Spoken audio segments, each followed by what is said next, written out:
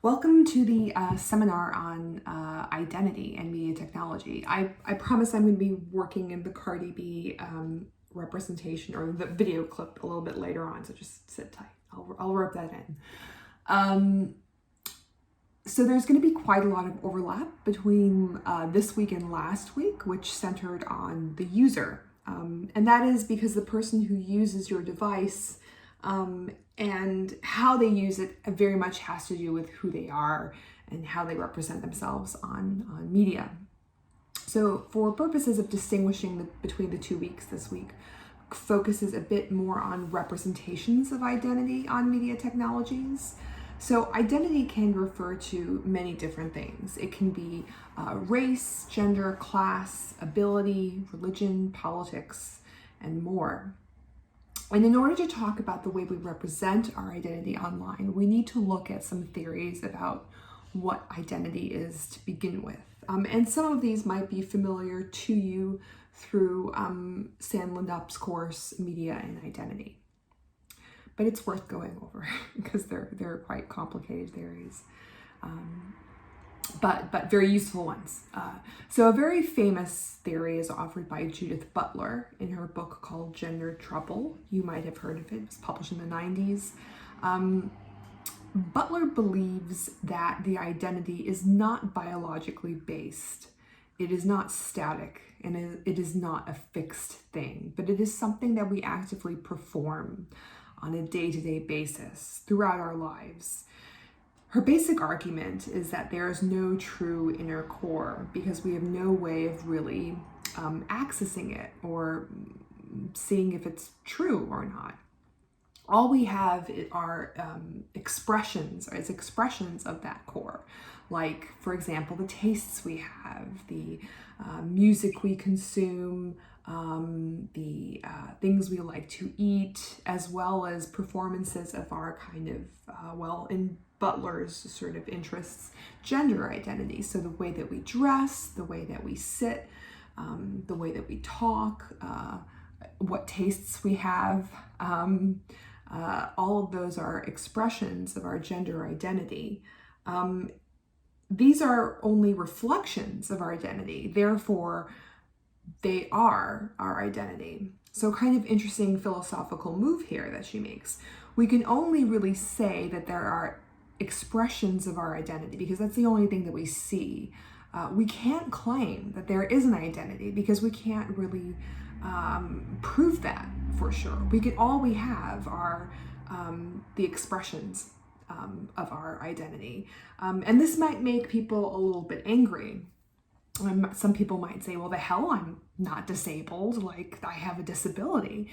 But what Judith Butler and other post-structuralists, people who belong to this kind of idea, think is that there are only really the culturally ways that we can conceive of disability, and that is the disability, is that we only have access to disability exists in the way it does insofar as it is culturally constructed and responded to and defined.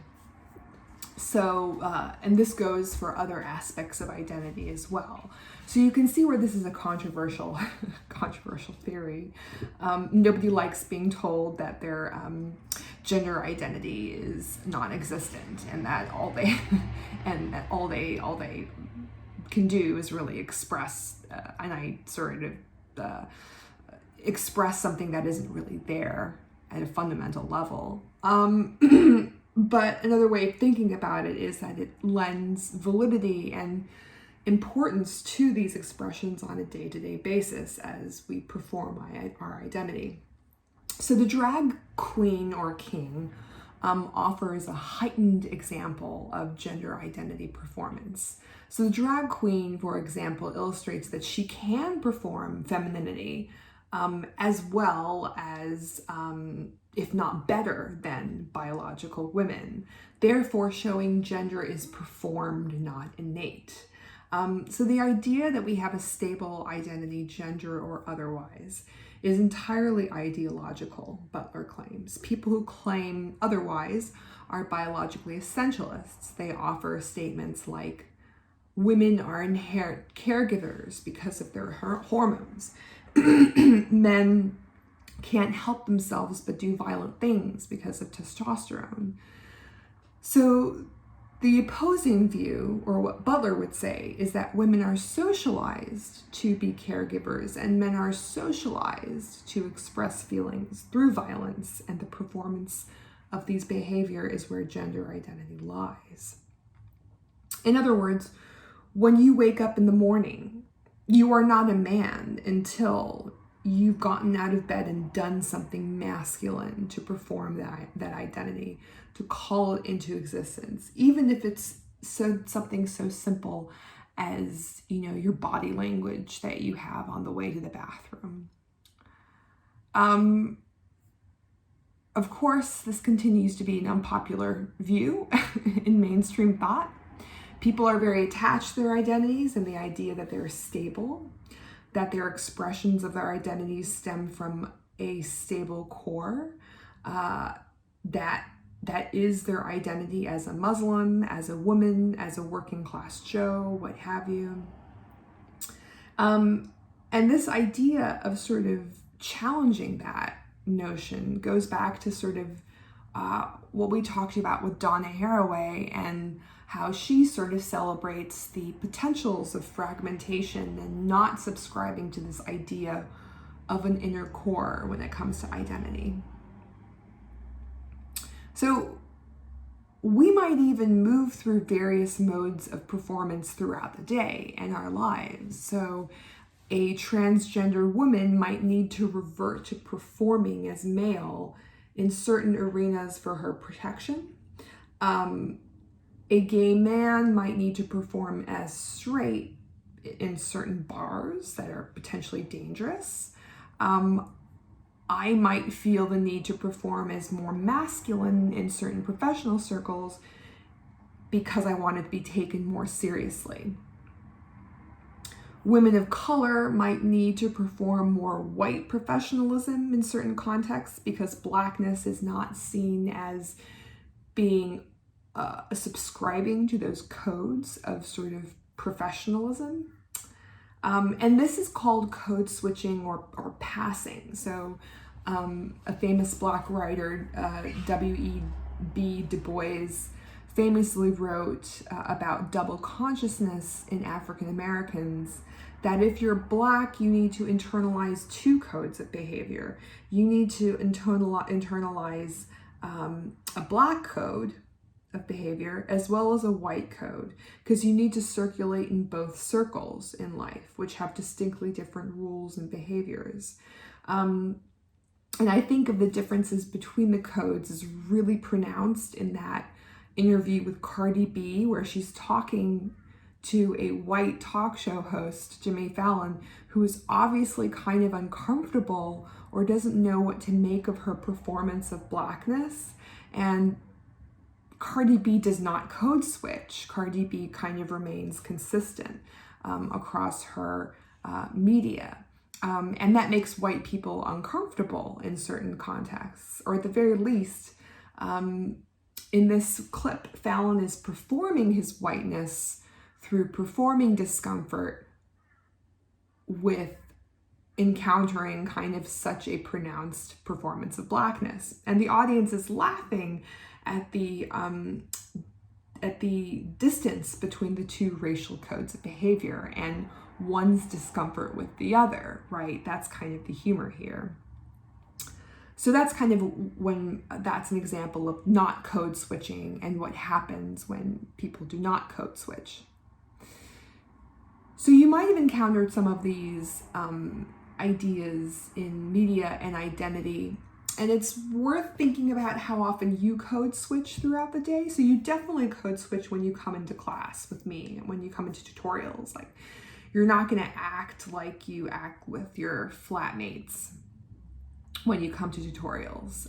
You're going to kind of adopt a student-like behavior that sort of defers to my authority on some level as the lecturer that you kind of give to me through that behavior, and that I sort of perform I perform that authority in class. So I code switch when I come to class as well. I'm not going to perform authority when I'm hanging out with my friends on certain subjects, because, that would be weird and nobody would want to hang out with me, right? People who do not code switch, in different social contexts sometimes get into trouble, correct? Or their behavior doesn't go over very well. You might definitely code switch between hanging out, who you are with your friends and who you are with your family. Like with your family, you might not swear, you might not talk about sex, you might not sort of engage in like drinking a lot with your family. You might, you might avoid discussing politics and religion with your family. Even if, a lot of people, a lot of queer people are still passing as straight with their family. So they're code switching to kind of perform straightness when they're with their family, because of sort of discrimination and families' ideas about sort of queerness. So it's worth thinking about how often you code switch throughout the day, what that code switch kind of looks like, and how it's dependent on the social context that you're in. And Judith Butler might say that because you sort of code switch throughout the day, that you have multiple identities, and these identities are they shift throughout the day depending on who you're with. You also might code switch depending on which media platform you're on. So now we're roping in ideas of media platforms and how these identity ideas can be applied to media.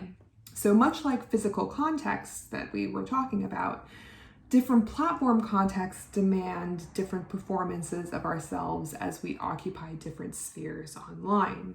We might move through a group chat with our family members to Facebook, which casts a broad net, to our smaller Facebook group of, just My Little Pony fans, to our Grindr account, to our professional Twitter account. And each of these moves demands a different performance of identity and a different sort of behavior. Because if you don't do that, you're going to get into trouble, right? So part of the way that we're socialized is to kind of code switch. One can say that the mediation of our identity on social media shapes the way that we think of ourselves and of our identity at a fundamental level. So if Butler is right, then our identity exists only insofar as we announce it across our media platforms on a daily basis. And of course, the relationship between our identity and how it's spread across these various platforms is under constant negotiation. So Emily Vandernagel looks at alternative accounts. So those are accounts that people set up in order to hide certain parts of themselves, or when they are afraid of various life contexts collapsing, like the context between work and home, which might result in overexposure or performative incoherence. So secondary Instagram accounts that are private exist to escape the pressures to be polished and perfect in more public equivalents.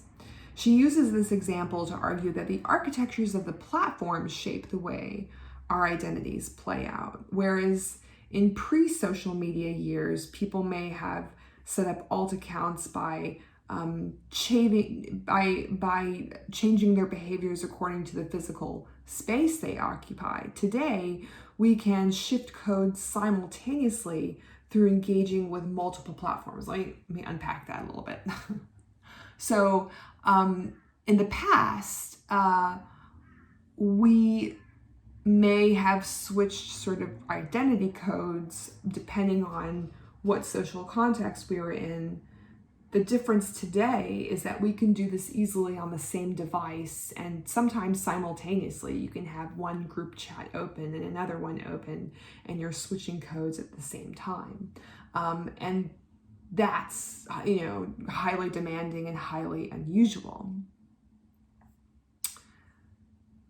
So, okay, how does this related to social media, broadly speaking?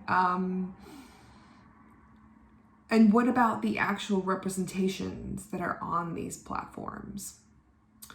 So Sarah Bennett Weiser, that I think you've definitely encountered through Nick Cara's courses, has specific readings on gender and its performance online as a form of sort of self-branding.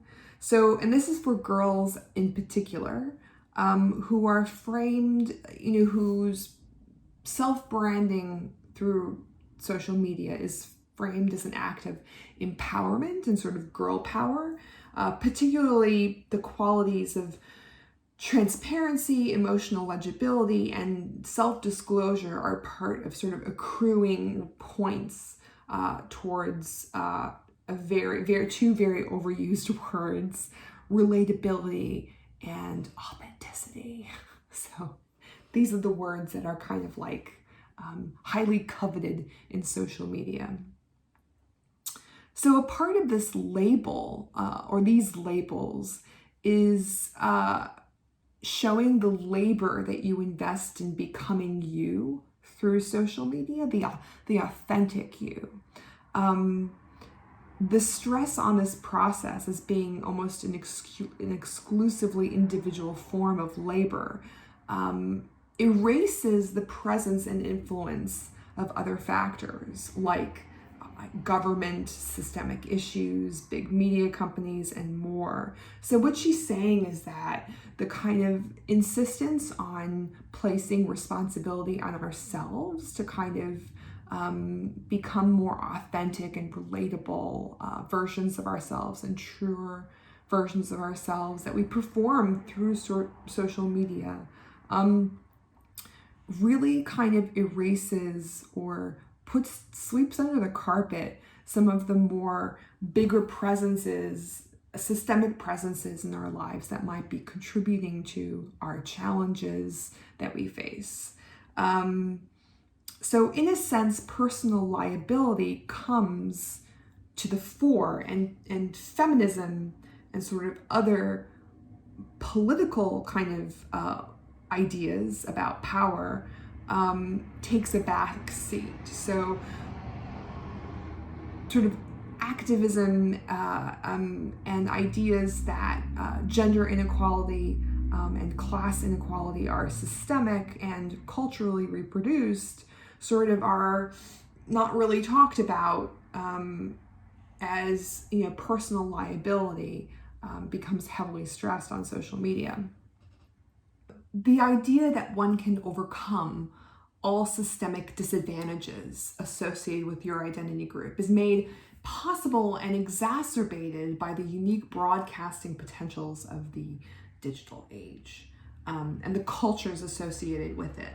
So Bennett Weiser argues that this media environment shapes the way identity is made, saying that adolescents' questions of who am I become more about how do I sell myself. And this is especially sort of true for young women as a process of figuring out personal identity. So from a Butlerian perspective, your identities as millennials, having grown up with and around social media, does not stem from an inner core, but has developed through this question of how you can sell yourselves online. Pretty grim. It's a little bit grim. And this is epitomized for Sarah Bennett Weiser by something she calls the can-do girl. So she talks about the post-feminist social media figure written about by S.L. Bartkey in the form of the can-do girl. Sorry, it's Bartkey's idea of the can-do girl. And I don't know if you've encountered the idea of post-feminism, but it's kind of the idea that we no longer need feminism because all these, questions of inequality have been resolved, and we can sort of celebrate sort of girliness and sort of celebrate these kind of more traditional ideas of femininity because all of these systemic issues have been, done away with and resolved. So there are problems with that idea of sort of post-feminism being post-feminism. If you disagree with that idea, that premise that genders are completely equal at this point. And the same thing goes for kind of post-race. So some people believe that all political inequalities among racial groups have been resolved, and have, people are, capable of color blindness. So we should sort of move on from there and sort of get down to our sort of, daily lives. Clearly, I don't really agree. I'm not selling these things very well because I disagree with them. But they're feminist, post-feminist. Okay, well, I will say that there are ideas about post-feminism that are that I think have validity, like the idea that you can be a good feminist and you can be super girly and like girly stuff, and you can indulge in some sort of traditional notions of femininity, and still be a feminist, a good feminist. Like, you don't have to, grow your armpit hair out and do away with bras and, not take your husband's name and all of that. You don't have to kind of subscribe to a set, very finite set of behaviors in order to kind of identify as feminist. Like, a feminist is basically someone who believes in gender equality. So anyone, including like any kind of dude, can identify as a feminist. So that kind of idea around post-feminism, I think is really kind of productive and positive. The idea that all gender inequality issues have been sorted, I think is up for debate. Okay, that's my tangent about post-feminism. But it kind of explains this idea of social identity and sort of the girliness associated with sort of performing womanhood on social identity. So Bardkey kind of sort of defines this figure of the can-do girl who is flexible, individualized, resilient, self-driven, and self-made, and who easily follows non-linear trajectories to fulfillment and success. So she overcomes all these kind of obstacles, and she's, totally sort of resilient, and she meets her goals and challenges, and it sounds exhausting. but there's this idea, you probably have encountered this idea of the can-do girl on social media. And the issue that Bennett Weiser finds with this idea, with this performance of femininity and gender identity, is that it sort of completely brushes to the side or puts to the side all sort of legitimate, like, political issues that might be contributing to a person's challenges and identity. So that is what the kind of her criticism is. Now, I might offer kind of pushback on that in saying that there are lots of performances of political activism and political awareness on social media by sort of young people today, people younger than I am. And I think there definitely is evidence that this sort of, there's evidence that this figure of the can-do girl can also be politically woke and can sort of make a political statement. So I think that there's room for pushback on this criticism, that you can perform this type of gender identity while also addressing systemic issues that might be sort of influencing you and your challenges as a generation. So Bennett Weiser also traces the origins of social networking back to a misogynist sort of attractiveness rating project developed by Mark Zuckerberg, who, Facebook is sort of was developed from a, if any of you have seen sort of the Social Network movie. Facebook was developed based on it was sort of a revenge application that pitted sort of women against each other and rated their attractiveness online. So that was the sort of origins of this idea of Facebook, and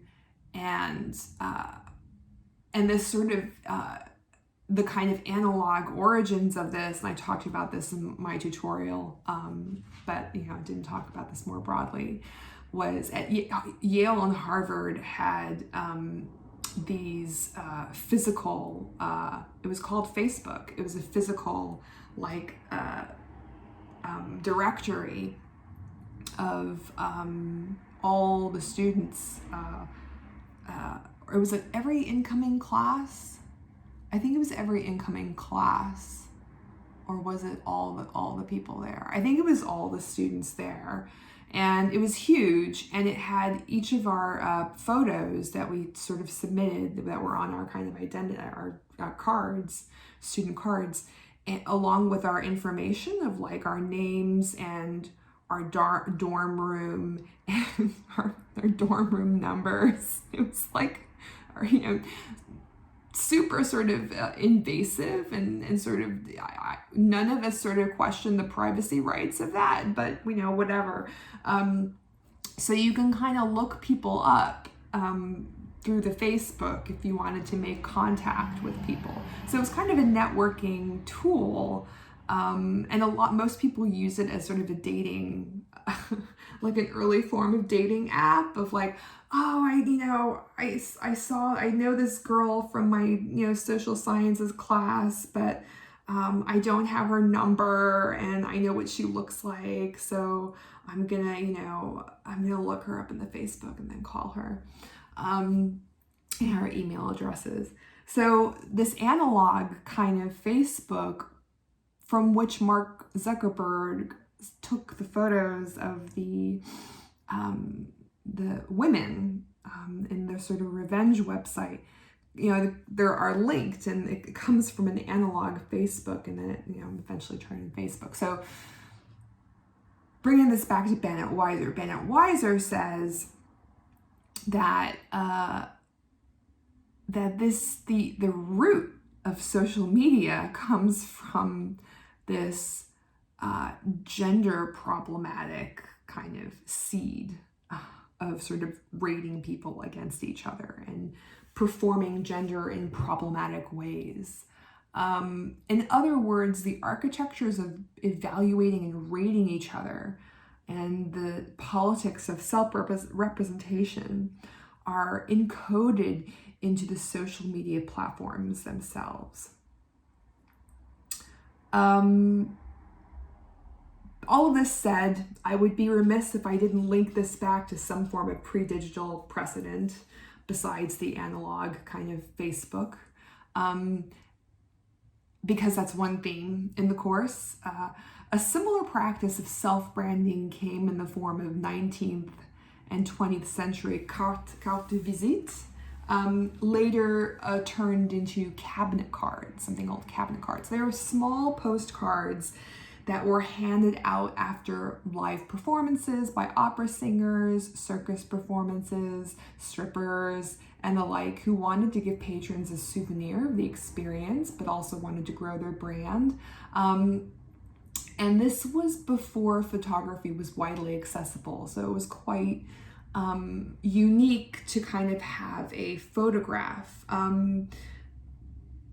they were also, people made carte de visite of themselves, and they would trade them among friends and family. So you would have like a collection of carte de visite, and perhaps an early example of self-branding that comes with values of authenticity and emotional connection and social connection that is sort of unique to that platform. And it makes us kind of think about what is really unique to our particular era in terms of social networking. So yeah, social networking is has all of these sort of critiques associated with it, with all the kind of people we talked about in this video. But there's some reason to believe that these notions of self-branding did precede the social networking era, and the sort of pressures of performances of gender identity preceded those of Facebook and like platforms. All right, that's this video. I'll see you in the next one. Bye.